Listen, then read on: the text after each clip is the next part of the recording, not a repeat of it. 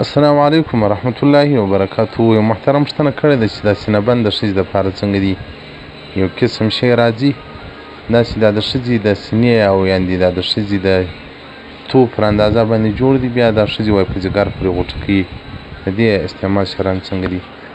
محترمه فقهای کرام وایي که چیرې دغه سینه بند د دې تو د حفاظت دپاره وي بیا پروا نه لري، او یا د خپل خاوند دپاره استعمالي پروا نه لري، او که چیرې دپاره د زینت او د ښایست د غیر محرم د نورو پردو نارینهو دپاره یې کوي، نو بیا دا یو ناروا عمل دی، ګناه کبیره ده. لکه د اوس زمانې ښځې چې کوي دا سینه پورې دا شیان تړلي یې، هغه دا جګر یې نیچ ولاړ له هره ځایه خلک ویني، نو دا بیا مطلقاً حرام دی.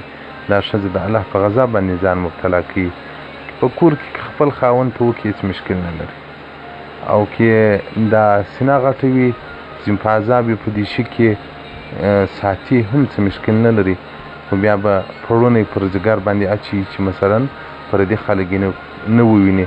که د ښایست دپاره کوي، اجنبیانو پردو خلکو دپاره کوي، لکه دا اوس د اوس زمانې د بازارو ښځې، دغه نو هغه ښځې دي چې رسول الله صلی الله علیه وسلم وایي هغه ښځه چې د نارینه زړه ځان ته ورجلبوي، چې ځان په سینګار کې ځان په ښایست کې وایي چې زه خلکو ته خوند ورکړم، نو رسول الله صلی الله علیه وسلم وایي دغه ښځه تر هغه وخت په لعنت کې د سینه تر کوره پورې ننوځي، او په ورځ قیامت به پړ مخې و دوژخ ته ملایکې دا ور واچوي. دغه ټول کفري تقلید دی مسلمانانو غوره کړی دی د ځان دپاره. دا شیان ما نه پېژندل. یو وخت کې زه طالب وم، یو رړۍ ته ودرېدلم، یخ خو دغه شیان پراته وه. براز ما بیا دا فکر شو چې دا د یخ دپاره د غوږو شیان دي. باره مې راواخېستې پر دا غوږو یې برابروم چې رانیسم یې. دوکاندار نو راباندې خاندي، دی خاندي، ما ته ښه شم هم راځي چې اوس ته دې هلته د غوږو شیان خرڅي، هلته راباندې خاندي. باره ته خاندي پر چیش باندې.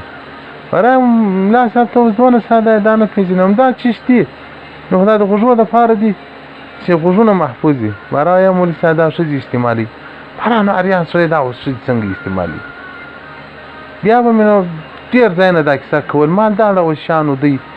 بیا یو وخت چا راته وویل چې دا خو دا ښځې په دا سینو باندې دغه کوي، نو بیا یې راته وویل چې دغه هسپتالو کې باجانې وو، دغه ماډرنې ښځې دا کوناټو باندې یو قسم اسپنج تړي چې دا خلکو ته ښه ځان ښکاره کړي چې دونه باډۍ مې، او دا وایي په سینه باندې مښلوي چې خلکو ته ښکاره کړي چې دا د زه خو نو د ځګر لرم روان یم. محترمه په دې کې ډېر احتیاط وکړئ، باید چې په دې کې که ضرورت نه وي له دې شیانو څخه اجتناب وکړي. دا هغه څه دي چې ټول پردی تقلید دی، د مؤمنانو تقلید نه دی، د کافرانو تقلید دی، د کافرانو ښځې کوي. اوس مسلمانانو هم دې ته ملا وتړل، نو که د ښځې سینه درنه وي، دا تیغ غټ وي، ځړېدلي ځین په عذابېږي، څه مشکل نه لري، خو بیا د دې خیال ساتي چې په نورو خلکو باندې به د خپله سینه نه ویني.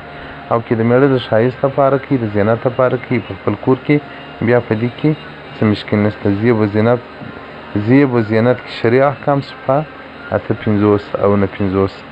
والسلام علیکم ورحمت الله وبرکاته. ومغفرت.